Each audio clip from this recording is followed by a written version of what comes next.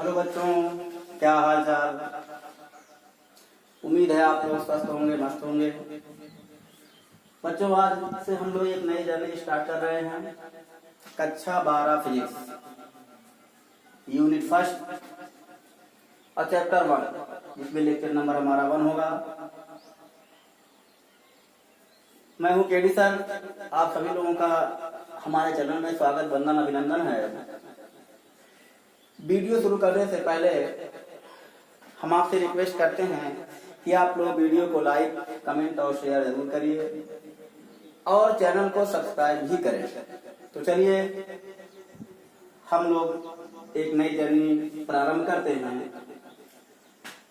कक्षा 12, पहला चैप्टर आपका है इलेक्ट्रो यूनिट है इलेक्ट्रोस्टैटिक्स, और इसके अंतर्गत कई चैप्टर आते हैं। फर्स्ट चैप्टर हमारा है इलेक्ट्रिक चार्ज एंड फील्ड, वैद्युत आवेश तथा वैद्युत क्षेत्र। तो ये चैप्टर तो बहुत बड़ा है। तो आज हम लोग इलेक्ट्रिक चार्ज, वैद्युत आवेश पर ही चर्चा करेंगे। इस चैप्टर में हम 4 या 5 लेक्चर लेके आएंगे, कुछ न्यूमेरिकल भी करा देंगे। आज हम लोग अध्ययन करने जा रहे हैं इलेक्ट्रिक चार्ज, वैद्युत आवेश। लेक्चर नंबर 1 में हम लोग अध्ययन करेंगे quantisation and conservation of charge, क्वांटीकरण और आवेश का संरक्षण। तो बच्चों, चैप्टर को शुरू करने से पहले हम लोग सबसे पहले कोरोना योद्धाओं को नमन करते हैं और सरकार द्वारा जारी गाइडलाइन, जो भी नियम उनके द्वारा बनाए गए हैं, उन नियमों का पालन करने की शपथ लेते हैं। तो चलिए बच्चों, हम आज के लेक्चर में स्टार्ट करते हैं। सबसे पहले वैद्युत आवेश। तो बच्चों, आवेश क्या होता है?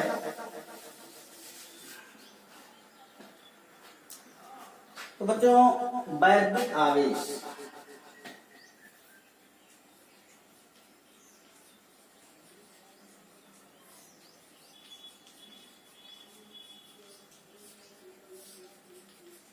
इलेक्ट्रिक चार्ज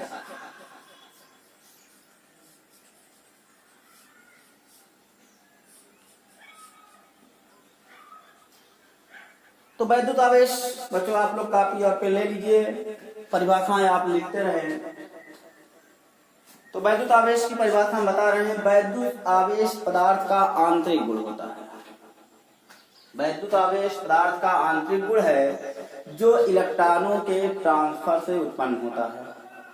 जब इलेक्ट्रॉन एक पदार्थ से दूसरे पदार्थ में स्थानांतरित हो जाते हैं, तो उन पदार्थों पर, जिन दो पदार्थों के बीच इलेक्ट्रॉनों का स्थानांतरण हुआ है, उन पदार्थों पर आवेश उत्पन्न हो जाता है। सर्वप्रथम इसको लगभग 2500 वर्ष पहले की बात करें तो हम चले जाएंगे ईस्वी पूर्व में, अर्थात 5-450 ईस्वी पूर्व के आसपास, 500 ईस्वी पूर्व के आसपास। थेल्स नामक एक साइंटिस्ट ने बताया, जब अंबर नामक एक पदार्थ की छड़ को ऊन से रगड़ा जाता है तो उसमें छोटे छोटे कणों को अपनी ओर आकर्षित करने की शक्ति आ जाती है। अंबर नामक पदार्थ की छड़ को जब ऊन से रगड़ा जाता है तो उसमें छोटे छोटे कणों को अपनी ओर खींचने की शक्ति आ जाती है, किंतु उस समय हमारा विज्ञान इतना डेवलप नहीं था, वह मैटर वहीं छोड़ दिया गया। और लगभग 1600 ईस्वी में गिलबर्ट नामक एक साइंटिस्ट ने बताया कि अंबर ही नहीं, बहुत सारे ऐसे पदार्थ हो सकते हैं, ऐसे पदार्थ हैं जिनको अन्य पदार्थों के साथ रगड़ने पर उनके अंदर छोटे छोटे टुकड़ों को अपनी ओर खींचने की शक्ति आ जाती है। तो बच्चों, आवेश पदार्थ का आंतरिक गुण है। आंतरिक गुण है का मतलब, इसके आगे हम नहीं, इसकी व्याख्या नहीं कर पाएंगे। क्या नाम है, ये जो आंतरिक गुण है, ये उसका अपना निजी मैटर है, और निजी मैटर में आप जानते हैं दखल नहीं दिया जाता है। तो आवेश आप समझ गए। अब चूंकि जो आजकल संकल्पना चल रही है आवेश की, वह इलेक्ट्रॉनिक संकल्पना है, तो हम ये देखने जा रहे हैं कि इलेक्ट्रॉनिक संकल्पना के अनुसार आवेश कैसे उत्पन्न होता है। हालांकि आप जानते हैं, आपको इसे बताया जाएगा कि आवेश को उत्पन्न नहीं किया जाता, फिर भी हम कहें उत्पन्न हो रहा, हालांकि वो पहले से है, किसी पे कम या किसी पे अधिक हो जाता है तो हमें दिखाई देने लगता है या उसके गुण को हम समझ पाते हैं। तो आइए देखते हैं इलेक्ट्रॉनिक संकल्पना। इलेक्ट्रॉनिक संकल्पना, मान लेते हैं कोई सब्सटेंस या कोई पदार्थ, ये दूसरा पदार्थ है, ये फर्स्ट है, ये सेकंड है। इलेक्ट्रॉनिक संकल्पना के अनुसार ये बताया जाता है कि जब दो पदार्थों को हम आपस में रगड़ते हैं, जब दो पदार्थों को हम आपस में रगड़ते हैं तो किसी एक पदार्थ से कुछ इलेक्ट्रॉन दूसरे पदार्थ में चले जाते हैं, ट्रांसफर हो जाते हैं, अथवा दूसरे से पहले वाले में आ जाए। थोड़ा सा आप परमाणु संरचना, यहाँ हम थोड़ा व्याख्या कर दे रहे हैं, आप जान रहे होंगे परमाणु संरचना। आप जानते हैं कि परमाणु जो होता है उसके नाभिक में प्रोटॉन और न्यूट्रॉन होते हैं और इलेक्ट्रॉन नाभिक के परितः विभिन्न त्रिविमीय कक्षाओं में चक्कर लगाते रहते हैं। खास बात यह है कि जितने प्रोटॉन होते हैं परमाणु में उतने ही इलेक्ट्रॉन होते हैं। परिणाम स्वरूप पूरा परमाणु उदासीन होता है, क्योंकि एक इलेक्ट्रॉन पर जितना ऋण आवेश होता है उतना ही एक प्रोटॉन पे धन आवेश होता है, और किसी परमाणु में प्रोटॉन और इलेक्ट्रॉनों की संख्या बराबर होती है, जिसके चलते पूरा परमाणु उदासीन होता है। अब मान लेते हैं इसमें 25 इलेक्ट्रॉन है और इसमें 17, ये इलेक्ट्रॉन नाभिक में नहीं है, ऐसे ही लिख दिया गया है, इसमें 17 इलेक्ट्रॉन है, ऐसा मैंने मान लिया। अब यहां से जब इनको रब किया गया, रगड़ा गया, जब इन दोनों को हम रगड़ते हैं तो मान लेते हैं कि यहां से कुछ इलेक्ट्रॉन ट्रांसफर हो गए दूसरे, मान लीजिए 10 इलेक्ट्रॉन निकल के चले गए, तो 10 इलेक्ट्रॉन इस तरह से ट्रांसफर होके गए। 10 इलेक्ट्रॉन को इस्तेमाल से निरूपित कर दे रहे हैं। तो ये बताइए अब इसमें कितने इलेक्ट्रॉन बचे? जाहिर सी बात है 25 टोटल थे, 10 चले गए तो बचे कितना? 15। अब 15 बचे, प्रोटॉन तो 25 ऑलरेडी पहले थे और अब भी रहेंगे। ट्रांसफर कौन होते हैं? प्रोटॉन नहीं ट्रांसफर होते हैं, ट्रांसफर होते हैं इलेक्ट्रॉन। अब 10 इलेक्ट्रॉन ट्रांसफर हो गए तो इसमें 15 बचे, तो 15 इलेक्ट्रॉन इसमें जो 15 प्रोटॉन हैं उनको उदासीन करेगा।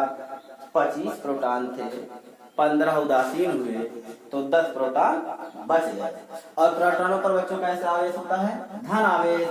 परिणाम स्वरूप इस पर 10 प्रोटॉनों के बराबर क्या हो जाता है? आवेश। अर्थात जिस मैटर से, जिस पदार्थ से इलेक्ट्रॉन ट्रांसफर होते हैं उस पर धन आवेश हो जाता है, इस पे पॉजिटिव चार्ज हो जाएगा। 10 प्रोटॉनों के बराबर या कह लीजिए 10 इलेक्ट्रॉनों के बराबर धन आवेश।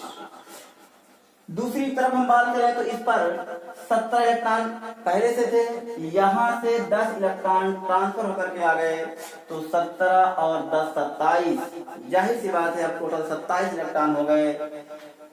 प्रोटॉनों की संख्या तो बढ़ी नहीं, प्रोटॉन कितने थे? प्रोटॉन 17 इलेक्ट्रॉन थे शुरू में, तो 17 प्रोटॉन भी थे, लेकिन अब बढ़ते इलेक्ट्रॉनों की संख्या 17 से 27 हो गई है, लेकिन प्रोटॉनों की संख्या 17 ही है। 17 प्रोटॉन और 17 इलेक्ट्रॉन उदासीन हो जाएंगे, तो जो 10 इलेक्ट्रॉन आए हैं ये एक्स्ट्रा में आ गए, और इलेक्ट्रॉनों पर चूंकि ऋण आवेश होता है, परिणाम स्वरूप ये पूरा मैटर ऋण आवेशित हो जाएगा। कितना ऋण आवेश होगा? 10 इलेक्ट्रॉनों के बराबर का आवेश इस पर ऋण आवेश होगा। तो बच्चों मेरे ख्याल से समझ में आ गया होगा कि जो आवेश दो प्रकार के होते हैं, धन आवेश व ऋण आवेश। तो धन आवेश कैसे उत्पन्न होता है? जिस पदार्थ से इलेक्ट्रॉन निकल जाते हैं उस पदार्थ पे धन आवेश हो जाता है, और जिस पदार्थ पे इलेक्ट्रॉन एक्स्ट्रा आ जाते हैं उस पर ऋण आवेश हो जाता है। तो ये आवेश के दो प्रकार हो गए, और आवेश के उत्पन्न होने की ये इलेक्ट्रॉनिक संकल्पना है कि कैसे आवेश जो है, हाँ हालांकि मैंने कहा उत्पन्न एक बार हमने कहा, लेकिन उत्पन्न नहीं हो रहे हैं। ओवरऑल देखिए 25 इलेक्ट्रॉन तो 17 इलेक्ट्रॉन यहाँ पर है, तो 25 और 17 आप ऐड कर लीजिए, तो 25 और 17 आपको मिलेगा 42 इलेक्ट्रॉन टोटल है। ट्रांसफर होने के बाद भी 42 रहेंगे, तो उत्पन्न नहीं हुए हैं, बल्कि एक पदार्थ से दूसरे पदार्थ में चले गए। इसे उत्पन्न होना नहीं कहते, इसे ट्रांसफर होना कहते हैं। तो यहाँ पर तो बचा कितना, जब 10 चले गए 15 बचा, यहाँ पर 17 और 10 आ गए 27 हो गया। अब आप देखिए 7 5 12 42, अब भी तो 42 इलेक्ट्रॉन है, उत्पन्न हुए होते तो ज्यादा होते या इनका विनाश होता तो कम हो जाते, लेकिन आवेश उत्पन्न नहीं किया जा सकता। इसे कहते हैं आवेश संरक्षण। इसे क्या कहते हैं, आवेश संरक्षण। अभी हम अगले टॉपिक में उठा रहे हैं इस मैटर को। तो आवेश के ट्रांसफर, जो आवेश किसी पदार्थ पे आवेश आ रहा, उसकी इलेक्ट्रॉनिक संकल्पना आप जान चुके। अब हम आते हैं आवेश का संरक्षण। हालांकि आप जान चुके हैं, फिलहाल आप देख लीजिए।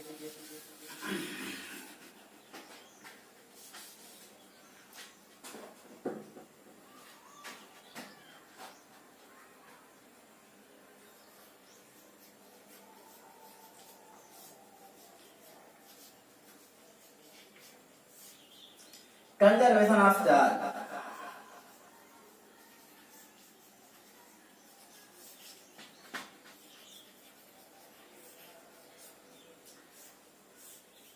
आवेश संरक्षण। तो बच्चों अभी हमने कहा कि आवेश ना तो आवेश संरक्षण की डिफिनेशन क्या है बच्चों, आवेश ना तो उत्पन्न किया जा सकता है और ना ही नष्ट किया जा सकता है, बल्कि इलेक्ट्रॉनों के ट्रांसफर स्थानांतरण के फलस्वरूप जो है आवेश उत्पन्न होता है। पहले से ही रहता है, लेकिन जब कमी या अधिकता हो जाती है,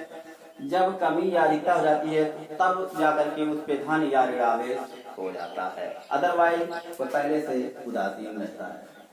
तो आवेश ना तो उत्पन्न किया जा सकता है और ना ही नष्ट किया जाता है, बल्कि आवेशों का क्या होता है, ट्रांसफर होता है, स्थानांतरण होता है एक पदार्थ से दूसरे पदार्थ। अब आवेश, किसी वस्तु पर आवेश कैसे आ जाता है, तो हम बताए उनको रगड़ दीजिए, वो रगड़ दीजिए, या मान लीजिए दो सुचालक वस्तुएं आपके पास हों, तो एक को हम 1 मान ले रहे हैं, एक को 2 मान ले रहे हैं। दोनों सुचालक हैं, तो दोनों में जो भी आवेश रहेंगे, जितने भी इलेक्ट्रॉन हैं या प्रोटॉन हैं, वो सब बराबर होंगे। मान लेते हैं पहले वाले में 10 प्रोटॉन है तो 10 इलेक्ट्रॉन है, दूसरे वाले में 25 है, 25 इलेक्ट्रॉन है, 25 प्रोटॉन भी होंगे, तो उदासीन होंगे। चूंकि सुचालक है और सेम साइज के हों, तो जब इनको आपस में टच कराया जाता है, जब सुचालक हों, जब इनको टच कराते हैं, तो आवेशों का पुनर्वितरण हो जाता है। क्योंकि सुचालक हैं, तो आसानी से छूने पर, एक दूसरे को टच कर देने पर ही आवेशों का स्थानांतरण हो जाता है। इस प्रकार किसी पे कम हो जाएंगे इलेक्ट्रॉन, किसी पे ज्यादा हो जाएंगे, तो इस प्रकार आवेश जो है उत्पन्न हो जाता है, धन या ऋण आवेश। भाई जहां से इलेक्ट्रॉन जाएंगे उस पर धन आवेश होता है, और जिस पर इलेक्ट्रॉन जाएंगे उस पर ऋण आवेश होता है। दूसरा तरीका यह है कि एक हमारे पास मान लीजिए कि ऋण आवेश, और दूसरा एक विद्युत उदासीन है या परावैद्युत मान लेते हैं। परावैद्युत की चर्चा अभी हम करेंगे, लेकिन इसका विस्तृत अध्ययन हम आगे करेंगे। तो जब हम किसी ऋण आवेश को जिसके ऊपर एक ऐसी वस्तु के समीप लेके जा रहे हैं, मान लीजिए इस पे ऋण आवेश है या कोई धन आवेश ही मान लीजिए, और यहाँ पर एक ऐसी वस्तु है जिसके ऊपर कोई भी आवेश नहीं है, इस पे ऋण आवेश है, तो जब ये इसके समीप जाता है तो इंडक्शन होता है, प्रेरणा मिलती है।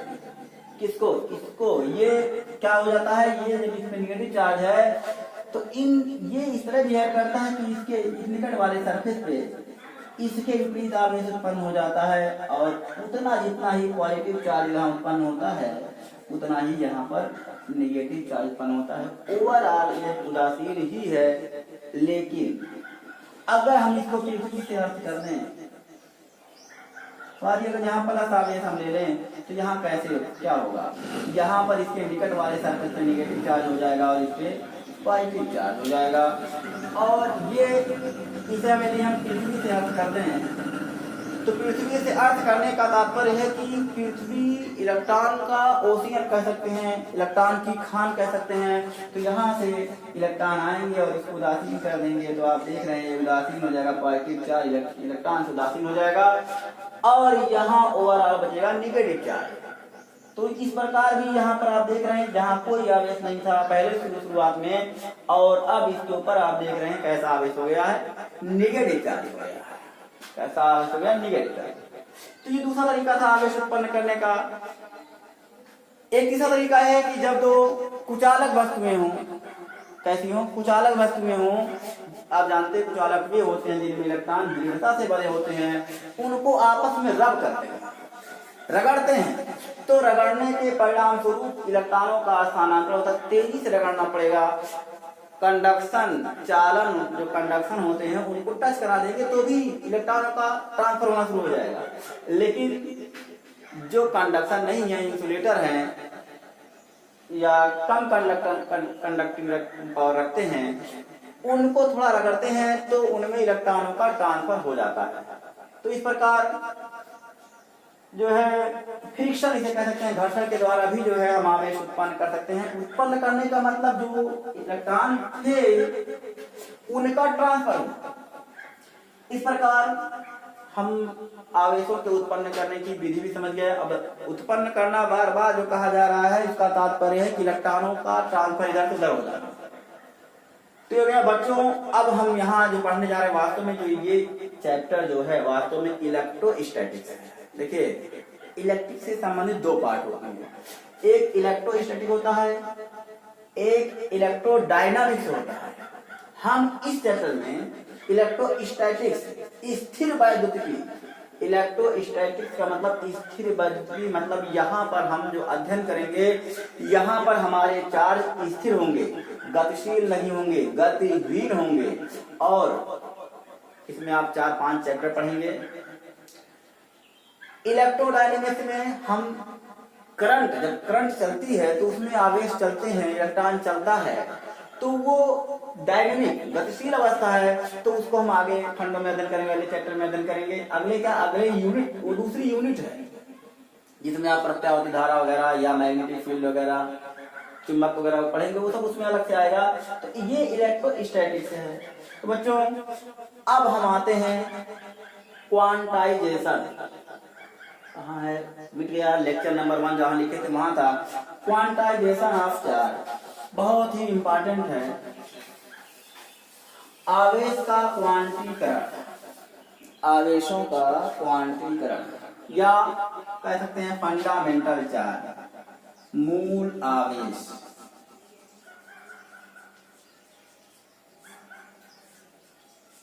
मूल आवेश, फंडामेंटल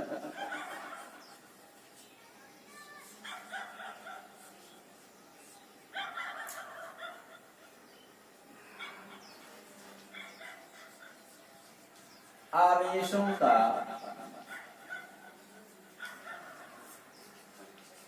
क्वांटीकरण, क्वांटाइजेशन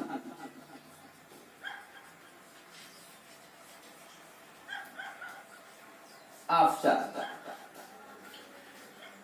तो बच्चों, क्वांटिजेशन, मूल आवेश या आवेशों का क्वांटीकरण क्या है, तो इसको थोड़ा सा हम पहले एक एग्जाम्पल बताते हैं। उस एग्जाम्पल के लिए आप समझ जाएंगे तो मेरे ख्याल से आपको बहुत ज्यादा दिक्कत नहीं होगी।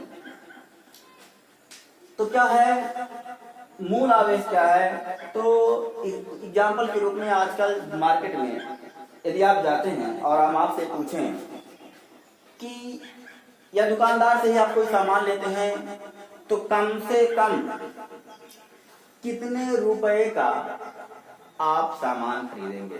कम से कम कितने रुपए का सामान खरीदेंगे? निश्चित ही आपका आंसर होगा कम से कम 1 रुपये का, क्योंकि 25 पैसा, 50 पैसा, 20 पैसा, 5 पैसा ये सब नहीं चलता है। पहले चलता था, हम लोग छोटे छोटे थे। तो कम से कम 1 रुपया या 2 रुपया या ₹3, कम से कम ₹1 यदि अधिक और खरीद रहे हैं तो 1 का दुगुना ₹2, 1 का तिगुना ₹3, 1 का 4 गुना ₹4। क्या आप ₹1.5 का सामान खरीदेंगे? मान लीजिए खरीदते ही हैं आप, तो भी आपको ₹1.5 का सामान के लिए ₹2 पेड करना ही पड़ेगा, क्योंकि 50 पैसा नहीं चलता है। तो आप रुपए का क्वांटीकरण कर रहे हैं, रुपए का क्वांटीकरण का मतलब पूर्ण गुणज, किसी संख्या का पूर्ण गुणज होना उसका क्वांटीकरण कहलाता है। किसी संख्या का पूर्ण गुणज होना ही उसका क्वांटीकरण कहलाता है। तो हमारे ख्याल से आप समझ पाए होंगे कि जब हम दो वस्तुओं को रगड़ते हैं तो इलेक्ट्रॉनों का स्थानांतरण होता है। इलेक्ट्रॉनों के स्थानांतरण से किसी एक पर धनावेश और किसी एक पर ऋणावेश उत्पन्न हो जाता है। ठीक, तो मान लेते हैं इससे हमने कहा कि कम से कम इलेक्ट्रॉन ट्रांसफर हुए, इस वस्तु से दूसरी वस्तु में कम से कम इलेक्ट्रॉन ट्रांसफर हुए हैं, तो बताइए कम से कम कितना इलेक्ट्रॉन ट्रांसफर हुआ होगा? 1। और ये ट्रांसफर हुए होंगे तो 2, 1 इलेक्ट्रॉन, 2 इलेक्ट्रॉन या 3 इलेक्ट्रॉन या 4 इलेक्ट्रॉन या 5 इलेक्ट्रॉन या 6 इलेक्ट्रॉन, इस तरह जो इलेक्ट्रॉनों की संख्या आती है उसका पूर्ण गुणज। क्या ये बताइए कि 3.5 इलेक्ट्रॉन भी ट्रांसफर हुआ होगा? नहीं, कदापि नहीं। क्या 5.5 इलेक्ट्रॉन भी ट्रांसफर हो सकता है? नहीं हो सकता है। क्यों? तो कहने का तात्पर्य है यही जो किसी विशेष चीज का गुणज हो जा रहा है उसी को हम क्वांटीकरण कहते हैं, क्वांटिजेशन ऑफ चार्ज कहते हैं। अब मूल आवेश की परिभाषा समझिए। मूल आवेश वह न्यूनतम आवेश, कम से कम वह आवेश जो किसी भी आवेशित कण पर होता है। यदि कोई आवेशित कण है और उसपे कहा जाए न्यूनतम आवेश है, तो उसपे कितना आवेश होगा? कम से कम 1 इलेक्ट्रॉन के बराबर ऋणावेश या 1 इलेक्ट्रॉन के बराबर धन आवेश, यही होगा। तो वह न्यूनतम आवेश जो किसी भी आवेशित कण पर होता है, या तो जो न्यूनतम आवेश किसी भी आवेशित कण पर होता है उसी को हम कहते हैं मूल आवेश। क्या कहते हैं? मूल आवेश कहते हैं। और इसे हम प्रदर्शित करते हैं स्मॉल ई से, जो कि इलेक्ट्रॉन का सिंबल भी है, और इसकी वैल्यू होती है 1.6 × 10⁻⁹ कूलम। देखिए आवेश के बारे में ध्यान रखिए। आवेश यह कैसी राशि है? यह अदिश राशि है। इसका मात्रक क्या होता है बच्चों? इसका मात्रक होता है कूलाम। कूलाम नामक वैज्ञानिक ने अपने नाम पे इसका नाम, इसके मात्रक का नाम रखा। इसकी बीमा होती है 80। याद रहे आवेश मूल राशि नहीं है, तो इसका मात्रक भी मूल। आवेश अदिश राशि है, इसका मात्रक कूलाम होता है, बीमा होती है 80। तो बच्चों जो मूल आवेश है वह स्मॉल ई है, और स्मॉल ई होता है 1.6 × 10⁻⁹। अब मान लेते हैं दो पदार्थ हैं जो इनको हमने आपस में रगड़ा है, तो जब रगड़े हैं हम उनको तो कुछ इलेक्ट्रॉन ट्रांसफर हुए हैं। मान लेते हैं कि यदि 1 इलेक्ट्रॉन ट्रांसफर हुआ है तो कितना आवेश? 1 × e। अगर 2 इलेक्ट्रॉन ट्रांसफर हुआ है तो 2 × e। 3 इलेक्ट्रॉन ट्रांसफर हुआ होगा 3 × e। ये आवेश है। अगर n इलेक्ट्रॉन ट्रांसफर हुए हों तो कितना आवेश होगा? n × e। अर्थात यदि आवेश को हम Q से निरूपित करें, स्मॉल q से, तो Q बराबर n × e। अब जिस पदार्थ से इलेक्ट्रॉन ट्रांसफर हुए हैं, गए हैं, उस पदार्थ पे धन आवेश, तो यहाँ प्लस चार्ज इतना कर दीजिए, और जिस पे गए हैं इलेक्ट्रॉन उस पे ऋण आवेश, क्योंकि इस पे इलेक्ट्रॉनों की संख्या बढ़ जाएगी।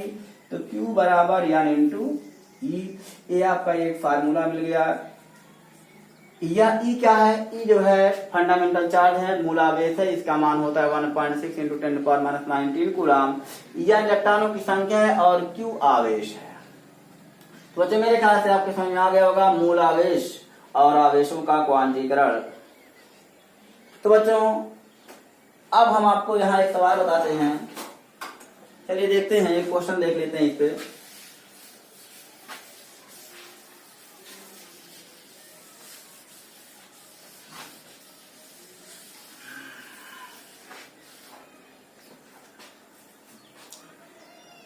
मान लेते हैं कोई पदार्थ है, उस पर 10 इलेक्ट्रॉनों की कमी है।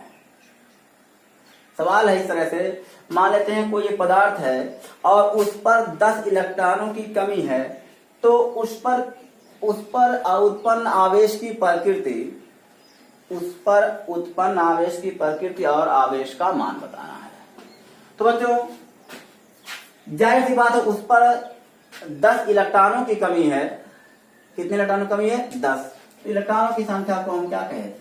स्मॉल n यानी इक्वल टू 10।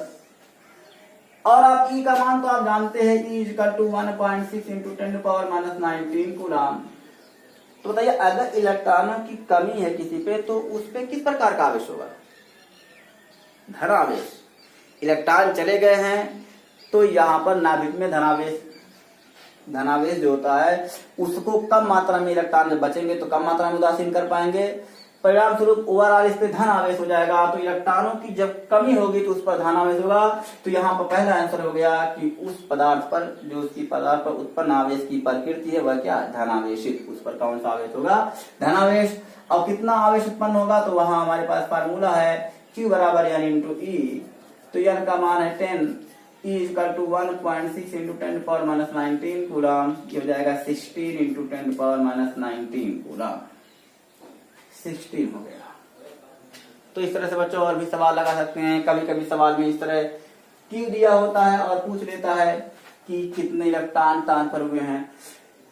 पूछेगा, Q का मान दे देगा, कहेगा इतना ऋण आवेश है, इतना आवेश है, ऋण आवेश है।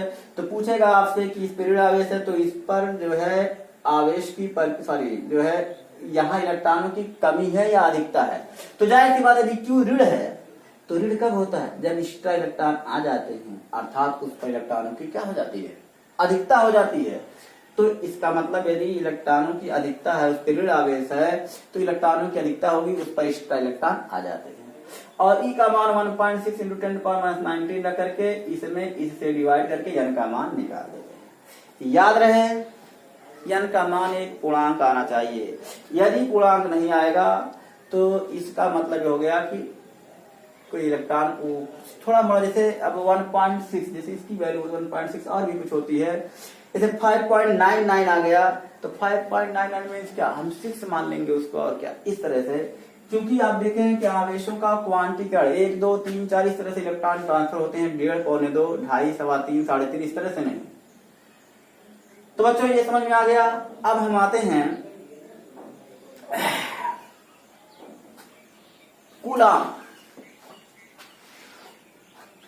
कूलाम के नियम पे। हम आते हैं कूलाम का नियम क्या है। तो बच्चों कूलाम का नियम,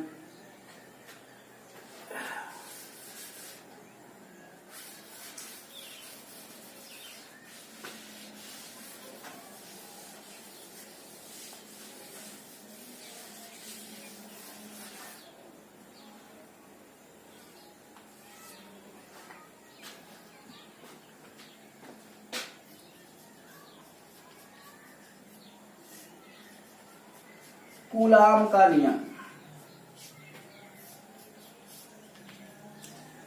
जिस प्रकार न्यूटन का गुरुत्वाकर्षण नियम है, ठीक उसी प्रकार स्थिर वैद्युतिकी के लिए कूलाम का नियम है। न्यूटन के अनुसार ब्रह्मांड की दो पदार्थी कणों के बीच एक बल लगता है जो कि सदैव आकर्षण का होता है, और ये जो लगने वाला बल होता है उन दोनों वस्तुओं के द्रव्यमानों के गुणनफल के समानुपाती और उनके बीच की दूरी के वर्ग के व्युत्क्रमानुपाती होता है। यदि हम थोड़ा सा यहाँ लिख दें, क्योंकि सिमिलरिटीज कुछ हैं इसलिए इस तरह बता रहे हैं। ये मान लेते हैं m1 द्रव्यमान का कोई कण है या m2 द्रव्यमान का कण है, इनके सेंटरों के बीच दूरी मान लेते हैं r। तो न्यूटन के गुरुत्वाकर्षण के नियमानुसार जो लगने वाला F G for gravitational, F means force, Fg proportional to multiplication of their masses, इनके द्रव्यमानों के गुणनफल के अनुक्रमानुपाती या समानुपाती और इनके बीच की दूरी के व्युत्क्रमानुपाती। दूरी मान लेते हैं इनके बीच की r है तो 1/r²। अब दोनों को आपस में संयुक्त करेंगे तो Fg समानुपाती आ जाएगा m1 m2 r²। आप जानते हैं जब प्रोपोर्शनल का चिन्ह हटता है तो एक कांस्टेंट लगाते हैं, यहाँ एक विशेष कांस्टेंट आता है capital G, m1 m2 upon R square. ये न्यूटन का ग्रेविटेशनल फोर्स है, जिसे आपने बहुत पढ़ा है कक्षा 11 में। जहां जी एक ग्रेविटेशनल कांस्टेंट है, यूनिवर्सल कांस्टेंट है, मतलब यदि इन दोनों कणों के द्रव्यमानों को हवा में रखिए, पानी में रखिए, दूध में रखिए, मिट्टी के तेल में रखिए, कहीं भी माध्यम बदल बदल के रखिए तो जी का मान नहीं बदलता है। इनके सेंटरों के बीच दूरी मान लेते हैं आर है। ये प्रथम आवेश है, ये द्वितीय आवेश है, प्राइमरी सेकेंडरी दो आवेश हैं जिनके बीच की दूरी स्मॉल आर है। तो कूलाम ने बताया कि दो आवेशों के बीच एक वैद्युत बल लगता है, वहां गुरुत्वीय बल है, यहाँ वैद्युत, चूंकि इलेक्ट्रॉनों के ट्रांसफर के परिणाम स्वरूप आवेश उत्पन्न हुए होंगे, इसीलिए इलेक्ट्रिक कहा जाता है, इलेक्ट्रिक फोर्स। तो दो आवेशित कणों के बीच एक वैद्युत बल लगता है, यह वैद्युत बल सदैव आकर्षण या प्रतिकर्षण कुछ भी हो सकता है।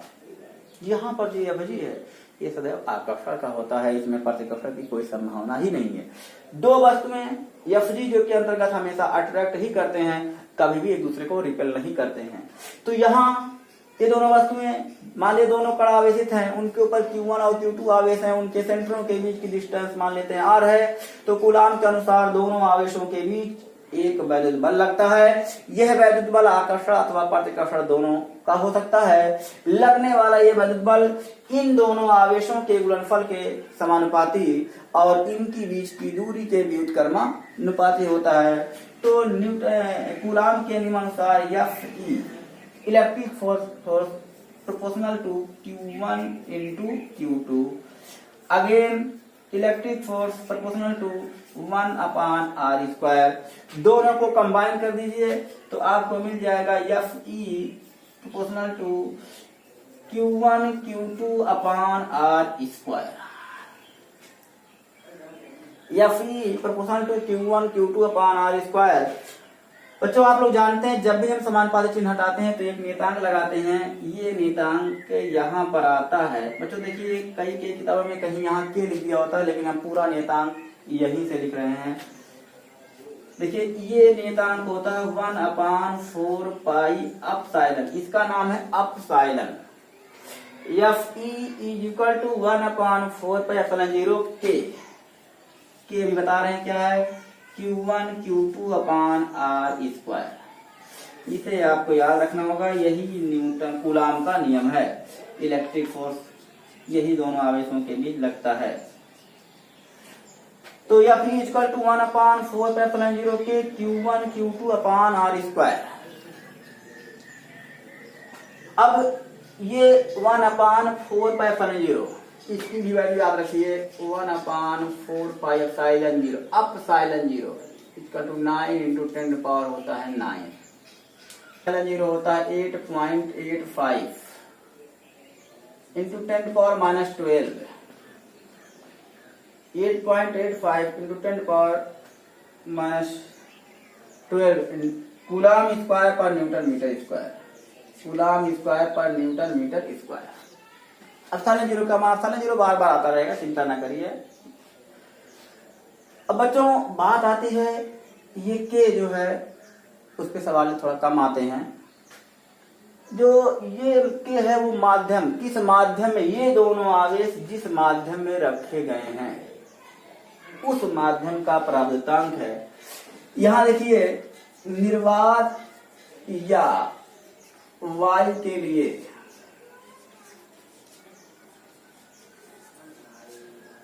के इक्वल टू होता है 1। हालांकि वायु के लिए एक नहीं होता है, एक से कुछ ज्यादा होता है, लेकिन लगभग एक के करीब होता है, इसलिए हम उसको जो है एक मान लेते हैं। तो अगर इतना कह दें और उसके लिए हम कहते हैं F0 लिखते हैं, बहुत सारी किताबों में मिलता है F0, तो F0 ही लिख दे रहे हैं। F0 equal to 1 upon 4 pi epsilon 0 Q1 Q2 upon R square. ये दो आवेशों के बीच लगने वाले वैद्युत बल का परिमाण है, इतना बल लगता है। ये हवा में या निर्वात में है अगर किसी माध्यम में है तो Fe इक्वल टू 1/4πε0 के उस माध्यम का परावर्तांक आ जाएगा Q1 Q2 अपान R स्क्वायर। बच्चों चूंकि बल ये परिमाण है, लेकिन बल आप जानते हैं सदिश राशि है, तो इस बल की दिशा होगी क्या होगी? तो बच्चों इस बल की दिशा दोनों आवेशों के केंद्रों को ज्वाइन करने वाले रेखा के अनुदिश होगी, इसी रेखा के अनुदिश होगी, या तो इसी से दूर होगी या इसी की ओर होगी, रिपेल करने और अट्रैक्ट करने के हिसाब से होगी। तो बच्चों मुझे उम्मीद है कि आपको ये समझ में आ गया होगा कूलाम का नियम। दो आवेशित कणों के बीच एक प्रकार का वैद्युत बल लगता है। यह वैद्युत बल आकर्षण और प्रतिकर्षण दोनों का हो सकता है।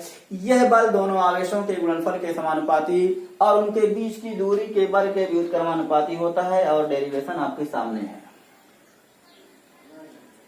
अब बच्चों ये दोनों आवेशों के बीच कब आकर्षण और कब प्रतिकर्षण होता है, इसको आप पहले से ही जानते होंगे। दो समान प्रकार के आवेशों के बीच, चाहे दोनों धन आवेश हों चाहे दोनों ऋण आवेश हों, तो दोनों धन आवेश या दोनों ऋण आवेशों के बीच हमेशा क्या होता है? रिपल्सन होता है। रिपेल करते हैं, प्रतिकर्षित करते हैं। तो प्रतिकर्षित करेंगे तो उनकी डायरेक्शन क्या हो जाएगी? ऐसे हो जाएगी, ये वाला उसको रिपेल करेगा, ये वाला इसको रिपेल करेगा, दूर भगाएंगे। और एक पॉजिटिव चार्ज हो एक नेगेटिव चार्ज हो, दोनों अपोजिट चार्ज हो, तो वो दोनों एक दूसरे को अट्रैक्ट करते हैं, आकर्षित करते हैं, एक दूसरे की ओर एक दूसरे के निकट आते हैं। तो इन पर जो है लगने वाले इनके केंद्रों को मिलाने वाली रेखा के अनुदिश लेकिन एक दूसरे की ओर। तो बच्चों ये हो गया कूलाम के नियम का निगमन और बल का परिमाण, वैद्युत बल जो आता है उसका परिमाण। अब बच्चों हम लोग देखने जा रहे हैं कूलाम के नियम में जो वैद्युत बल प्राप्त होता है, वैद्युत बल का सदिश रूप बहुत इंपॉर्टेंट है। कभी कभी बोर्ड एग्जाम में बच्चों पूछ लेता है, तो बच्चे यही पढ़ के जाते हैं, जान नहीं पाते हैं आगे करना क्या है। बच्चों यहीं से थोड़ा सा आगे बढ़ना है, थोड़ा सा वेक्टर की जानकारी आपको होनी चाहिए, बस आपका कंप्लीट हो जाएगा उसका सदिश रूप।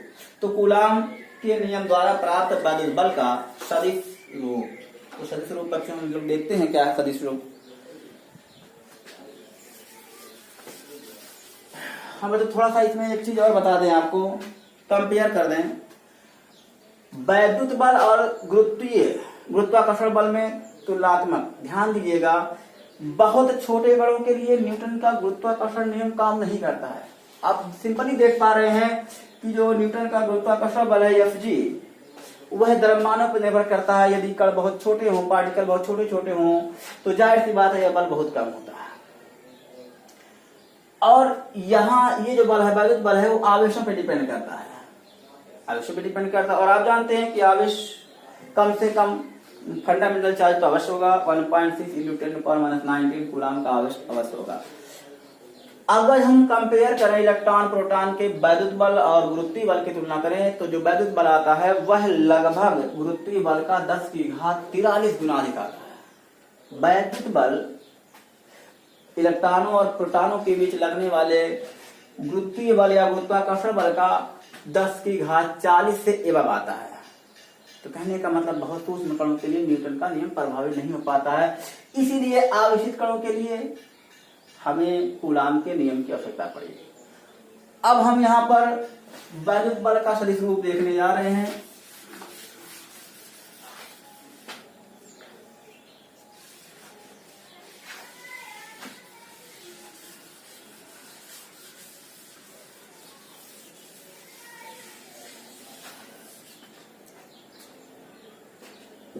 वैद्युत बल का सदिश रूप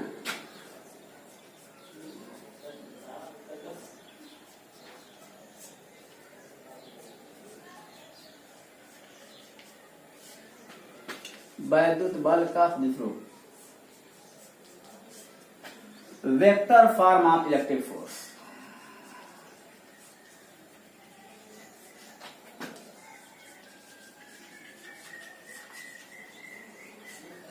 vector form of electric force. तो बच्चों अभी आपने देखा कि जो वैद्युत बल होता है वह Fe = 1/4πε0। यदि किसी माध्यम में रखा गया तो उस माध्यम का परावर्तांक आ जाता है Q1 Q2 अपान R स्क्वायर, ये होता है। तो चलिए ठीक है, देख लेते हैं इसका सदिश क्या होता है। मान लेते हैं एक आवेश यहाँ है और एक आवेश यहाँ है, इन दोनों के सेंटरों को मिलाते हुए इस तरह से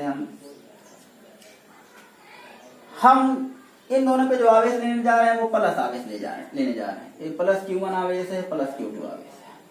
तो जाहिर सी बात है इनके सेंटरों के बीच की दूरी मान लेते हैं, दूरी R है। तो ये Q1 आवेश के कारण Q2 पर जो बल लगेगा, तो ये वाला बल जिसके द्वारा बल दूसरे पर आप लगा रहे हैं, तो जिसके द्वारा लगा रहे हैं उसको एज ए उससे बड़ा कंपेयर करिए, तब आपके दिमाग में बढ़िया से बैठेगा। तो इसके कारण बल मान लेते हैं लग रहा है F। सिंपल सी बात है, इधर से लग रहा है F12 सीधे। कभी कहीं की किताबों में F21 मिलता है, दुई पर लग रहा है इसलिए दुई को पहले 1 के कारण इस तरह कहते हैं, लेकिन सीधे ऐसे लिखते F12 एक के कारण दूसरे पे बल। ठीक इसी प्रकार इसके द्वारा F21 ये दशा में लगेगा। तो जो बल हमने अभी निगमन किया था वह Fe = लिखा था 1/4πε0 के। मान लेते हैं निर्वात हवा में है, तो Q1 Q2 अपान R स्क्वायर, ये हो गया, ये इसका परिमाण है। अब हम इसके ऊपर लगा दे रहे हैं वेक्टर, तो जाहिर सी बात है हमें इधर भी कोई वेक्टर लगाना पड़ेगा। तो अगर किसी अदिश को हम सदिश के रूप में लिखना चाह रहे हैं, तो उसमें हम एकांक सदिश आगे बढ़ा दें, तो परिमाण तो एकांक सदिश का परिमाण एक, और किसी भी संख्या में एक का मल्टीप्लिकेशन कर देने पर कोई फर्क नहीं पड़ेगा। तो इसकी डायरेक्शन जिस दिशा में है उस दिशा का हम यूनिट वेक्टर एकांक सदिश, तो मान लेते हैं ये जो बल हम लिख रहे हैं, ये बल F12 Q1 आवेश के कारण Q2 पर लिख रहे हैं, तो इसकी डायरेक्शन F12 ही होगी, की दिशा में होगी, इधर से इधर देख रहे हैं ना, इधर Q1 वाले से Q2 वाले की ओर होगी, तो F12।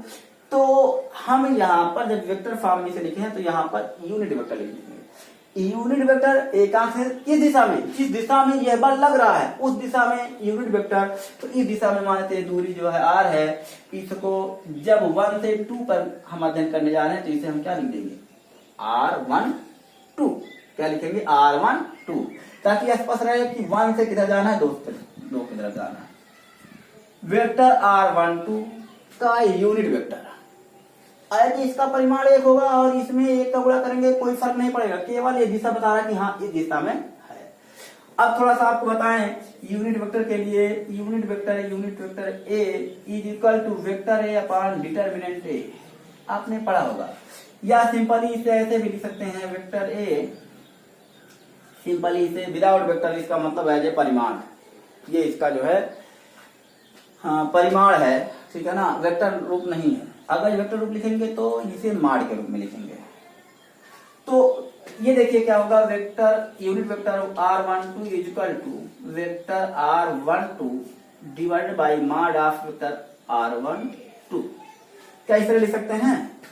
बिल्कुल लिख सकते हैं। तो vector R12 unit vector R12 का मान यहाँ ले आके रख दीजिए, तो ये आपको मिल जाएगा F12 = 1/4πε0 Q1 Q2 upon R square, R12 vector divide by माड R12, ये कर सकते हैं। तो बच्चों अब इसको, ये जो R है इसको भी चाहे तो R12 का वेक्टर लिख करके उसको माड में उसका स्क्वायर कर सकते हैं, अथवा ये जो माड वेक्टर R12 माड के अंदर वेक्टर R12 है, इसे सिंपली R भी लिख सकते हैं। तो इसे सिर्फ R लिख देंगे तो ये हो जाएगा R3, अथवा इस R को R12 के ऊपर वेक्टर माड में लिख दीजिए। तो माड में ही लिख दे रहे हैं, क्या दिक्कत है। 1/4πε0 Q1 Q2 हो जाएगा R12 वेक्टर, 2 घात यहाँ, जब इसको इस तरह लिखेंगे माड के अंदर, तो 2 घात इसका 1 घात इसका, कितनी घात। तो बच्चों ये है वैद्युत बल का सदिश रूप, जो कई बार आपके एग्जाम में आ चुका है और बच्चे हमेशा इसमें कंफ्यूज हो जाते हैं। तो ये वेक्टर रूप हो गया। कभी कभी यहाँ पर R12 के स्थान पे देता है R2 - R1, मतलब R2 - R1 का मतलब होता है मूल बिंदु से इसकी दूरी में से ये दूरी घटा देते हैं, यही दूरी मिलेगी, ये दूरी मिलेगी। अर्थात R12 माइनस R2 में से जो R1 घटाएंगे तो ही R12 ही मिलेगा, वही लिखा गया है। तो बच्चे ये हो गया। अगर आप चाहते हैं प्लस Q2 के कारण Q1 पर तो हो जाएगा F21 होगा, और ये सेम वैसे ही आएगा, ये भी सेम ऐसे ही रहेगा। यहाँ 12 के पोजीशन पे 21 और यहाँ R12 और R21 का मान जो होगा, परिमाण तो सेम आएगा, तो R21 लिखो चाहे R12 लिखो। तो इस प्रकार बच्चों वैद्युत बल का सदिश रूप आप देख पा रहे हैं। और ये जो बल लगता है, वैद्युत बल दोनों आवेशों के सेंटरों को मिलाने वाली रेखा के अनुदिश ही उसी के एलान ही लगता है। अब बच्चों हम इसमें पढ़ेंगे एक और इम्पोर्टेंट टॉपिक है, वो न्यूमेरिकल की दृष्टि से इम्पोर्टेंट है, वो है वैद्युत बलों का अध्यारोपण। वैद्युत बलों का अध्यारोपण। तो चलिए बच्चों हम लोग देखते हैं वैद्युत बलों का अध्यारोपण।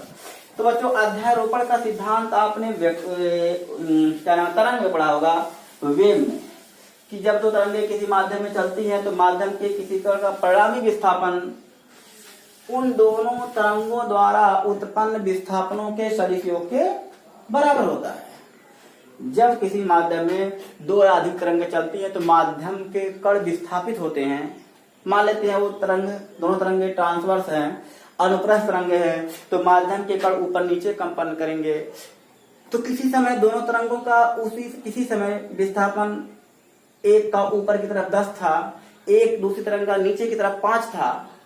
किसी समय माध्यम के किसी कण का विस्थापन पहली तरंग के द्वारा ऊपर की तरफ था, मान लेते हैं 10 सेंटीमीटर, मीटर जो भी, मीटर में कहा सेंटीमीटर में है, मान लेते हैं। और दूसरी तरंग के कारण उस माध्यम के कण का विस्थापन नीचे की तरफ 5 है। तो अगर जो जोड़ेंगे तो एक ऊपर एक नीचे सदिश रूप में जोड़ेंगे, तो ऊपर वाले को यदि पॉजिटिव कह देते हैं तो नीचे वाले को निगेटिव कहना पड़ेगा। तो +10 और -5 घट जाएंगे, तो +5 बचेगा। इसका मतलब ओवरऑल विस्थापन 5 ही होगा, लेकिन प्लस मीन्स ऊपर की ओर ही हुआ। तो ये अध्यारोपण का सिद्धांत है। इसी प्रकार जब किसी कण पर 2 या 2 से अधिक वैद्युत बल लगे हों तो उस बिंदु पर परिणामी वैद्युत बल उन तमाम वैद्युत बलों के सदिश योग के बराबर होता है। उन तमाम बलों के सदिश योग के बराबर होता है। मान लेते हैं किसी इस कण पर F1 vector F1 F2 F3 बहुत सारे बल लग रहे हों, Fn इस कण पे तमाम बल लगे हैं, डायरेक्शन पता रहेगी आपको। तो कह रहे हैं कि इस कण पर जो तमाम बल लगे हुए हैं उनका ओवरऑल प्रभाव कितना है, ओवरऑल इफेक्ट कितना है, ये कहलाता है अध्यारोपण। तो इन तमाम बल जो वैद्युत बल है, इस बिंदु पर परिणामी वैद्युत बल इन तमाम बलों का सदिश योग होता है। यही अध्यारोपण का सिद्धांत है। तो अध्यारोपण के सिद्धांत में मान लेते हैं परिणामी बल F आता है, तो F = F1 + F2 + F3 + F4।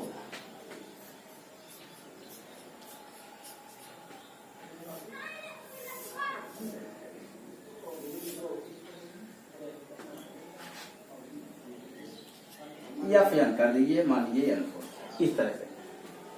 लेकिन बच्चों इसमें जो हमको मिलता है प्रायः 2 बल या 3 ही बल मिलते हैं, 2 बलों का परिणामी या 3 बलों का परिणामी, और इनमें से भी प्रायः 2 बलों का परिणामी मिलता है। तो बच्चों 2 बलों का जो परिणामी होता है, वो 2 बलों का परिणामी सीधे सीधे हम जो वेक्टर में फार्मूला पढ़े थे कक्षा 11 में, क्या मान लेते हैं 2 बल P और Q हैं और एक दूसरे से थीटा कोण पर कार्यरत हैं, तो उनका परिणामी क्या था, उनका परिणामी resultant vector R = √P² + Q²। मान लेते हैं यहाँ पर P है, ये Q है, 2 फोर्सेज लग रहे हैं, तो इनका परिणामी वेक्टर वेक्टर बार बार निकल रहा है, वेक्टर R नहीं, R = P² + Q² + 2PQ cos θ। R = √P² + Q² + 2PQ cos θ। तो अच्छा इस फार्मूले से हम जो है उन 2 बलों के बीच का परिणामी निकाल लेंगे। तो बच्चों आपको मेरे ख्याल से वैद्युत बल के अध्यारोपण का सिद्धांत समझ में आ गया होगा। आप किताब से भी हेल्प ले सकते हैं। बच्चों ये आज का पहला लेक्चर था। कल हम दूसरा लेक्चर, इसका कल नहीं परसों दूसरा लेक्चर लेके आएंगे और इस पर कुछ सवाल, हम सवालों का अध्ययन करेंगे। तो बच्चों एक बार पुनः आपसे रिक्वेस्ट करते हैं, आप लोग वीडियो को लाइक करिए, शेयर करिए, कमेंट करिए जहां ना समझ में आए, और चैनल को भी जरूर सब्सक्राइब कर लें। पढ़ाई करते रहें। All the very best.